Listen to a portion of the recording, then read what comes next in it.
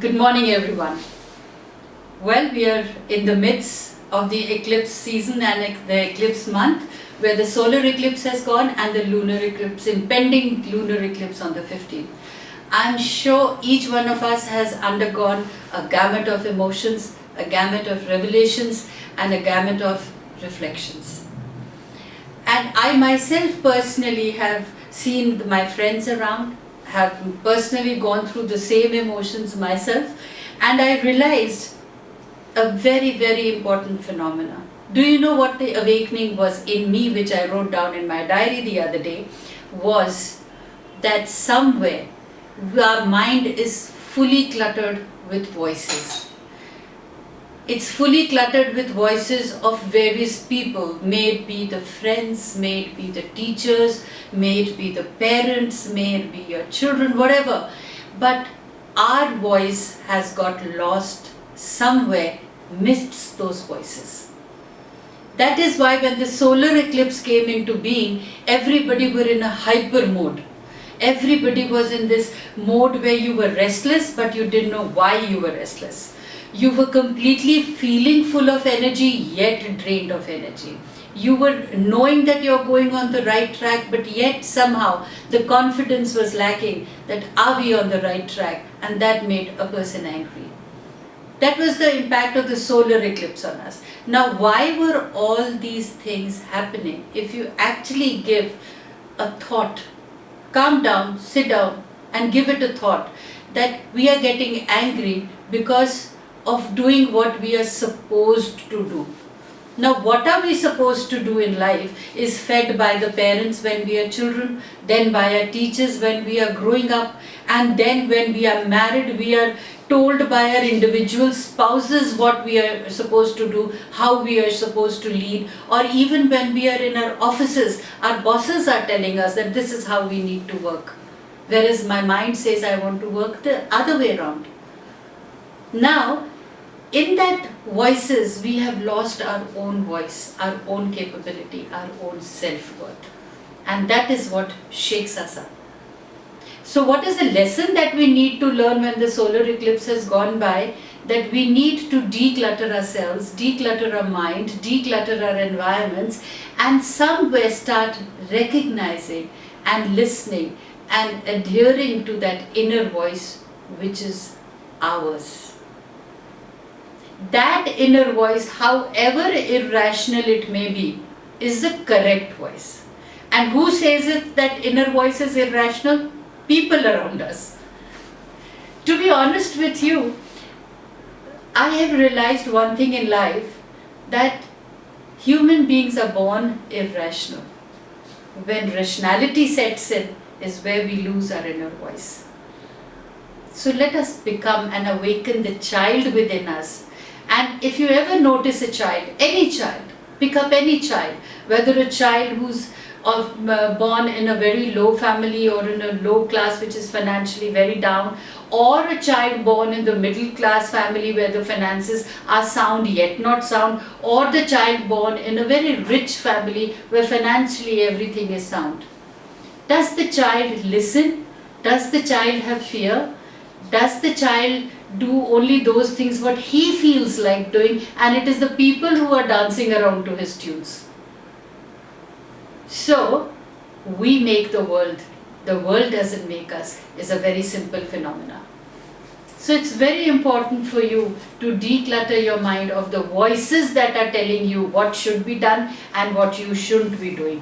You should be listening to your inner voice, because the inner voice is always full of the purity of intent, and the inner voice is always rational with our own subconscious and conscious mind. Now the impending lunar eclipse is going to upheaval or uplift or downlift, or you might think that it is completely dealing with your emotions, and very hard facts come into your life, where you have to open up your life or open up your eyes to the realistic aspect of our life. We have to be realistic about our relationships, how we want the relationships to be, how we need to face certain situations in life, There are chances some people may bond together because they have cleared the misunderstandings between them, or some people have to take a very tough stand and probably move on in life. The move on in life will be much more easier and less painful if you become realistic to that inner voice of yours, and that inner voice is always a reflection of your self-worth. Any relationship, be it a parent-child relationship, or a friend's relationship, or a professional relationship, or a relationship which is very intimate between a man and a woman.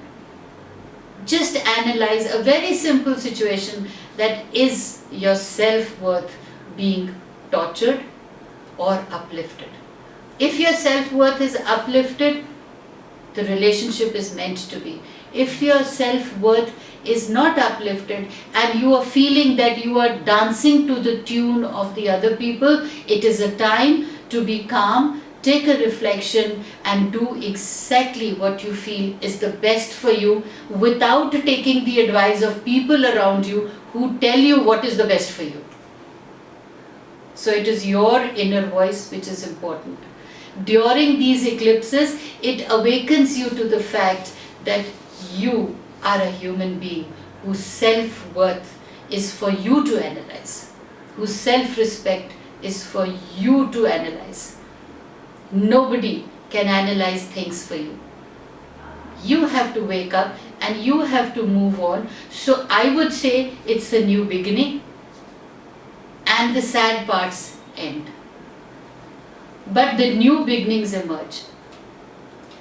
Very interestingly, somebody came and asked me, why is it now these days in our India or in our culture, there is something known as Ganesha Chaturthi, which is the birth of Ganesha, the Lord Ganesha, or the elephant lord as we call it in the Western countries.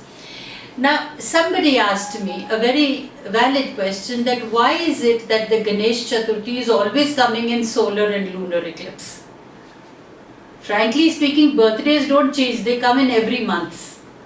So the solar and lunar eclipse also has a cycle which comes at a particular time, which happens to coincide with our Lord Ganesha. Now the story as it goes, which all of you, our Indian culture definitely is aware, but for my Western listeners, this is that the story goes that Lord Shiva and Parvati, they are a couple. Now Parvati has gone to take a bath inside the bathroom, and on the door she has made a very beautiful baby, because she was scared that somebody may just walk inside the bathroom while she's having a bath. So she makes a baby out of a clay and puts it as on the doorpost, and instructs by instilling life in that baby that please do not allow anybody to come in. Now that is the solar energy working on even Parvati, because she just impulsively made a baby and she kept it on the doorstep, least realizing that her dear husband or her dear lover does not know that a baby is there. Now comes Lord Shiva, who is in search of Parvati because he doesn't know where his wife is. He is taking her name, and then he stands at the door and he is going to walk inside when this child stops Lord Shiva and says that, okay fine, you can't go inside because my mother is having her bath. Now Shivji is unaware that they have a baby. So he says, who's your mother? My mother is Parvati. Obviously that angers Shiva. He does not for once think that Parvati, whom he loves so much, has to be trusted. He gets angry and his ego is disturbed, and he thinks that, where has this child come from? We have no child. And he slays the head of the child.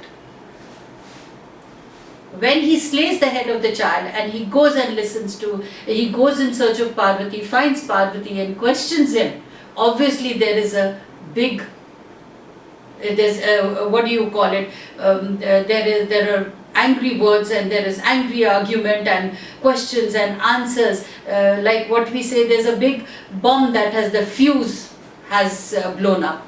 Now Parvati, when actually they calm down and Parvati explains to Shivji what he had done, Shivji is obviously very repentant and he feels really, really bad. Now that is the time when the solar eclipse has passed and the lunar eclipse has come in, so the emotions have taken an overhand. Now Shivji, when he's so emotional that he's done something very bad, he asks Parvati how can he rectify his mistake, because Parvati refused to talk to him. Now you can imagine the surge of emotions in Parvati for having lost the child that she had created, not given birth to, she had created, and how Shivji has not respected her and not trusted her. So these are the lunar things that are coming. Okay, now lunar energies that have affected Parvati, because she is also angry, she is emotionally volatile, and Shivji, having realized his mistake, says and asks for repentance, and he says how can he be forgiven. That is the time Parvati says that okay, go and put the head back onto my baby, but the head of a person or of somebody whose mother is with the child, but the mother is lying with her backside towards the child. Now it's a universal phenomenon, or we all know that a newly born child or any child, as long as he's not sleeping on his own, no mother is going to lie down with the child with her back towards the child. So he searches the entire universe and he fortunately comes across an elephant, a mother elephant, who is lying with her back towards the child. And since he had searched the entire universe, he couldn't find a human being doing that. He chops off, and he was told by Parvati, anybody. So he chops off, and he takes that baby elephant away with him and puts the baby elephant's head on that baby created by Parvati, which he had slain. Parvati was ecstatic. She was happy. Life was instilled in that. And that's how the birth of Ganesha. And that's how all the misunderstandings that were cleared in the lunar energies. So you see, it was the end of all that was bad and the beginning of everything new. So you must understand, my friends or all my listeners out there, that solar and lunar eclipse is something that you need to look forward to every year, because it can actually clear out the clutter from your life. So it ends one aspect of your life or several aspects of your life, and after the lunar energies, once they start settling in, you emerge a whole new human being. Now, how do you emerge? You are emerging because the pain is much lesser when your self-worth, or you owe allegiance to yourself to have self-worth, to love yourself. Only when you have your own self-worth and you love yourself will you have respect for your own intelligence, however the intelligence may be little, middle or small, whatever the percentage. You have to love yourself the way you are. You don't have to love yourself by emulating other people and thinking that you can become something else. Please wake up. Lunar energies are making us realize to wake up, take hold of our own self, love us the way we are, and make new beginnings in life. That's what our Asian culture, according to my perception, is there, that Ganesh ji or Lord Ganesha or our elephant lord was born with putting an end to all the bad things in life, and there are new beginnings which help us clear our thoughts and we become whole new happy human beings.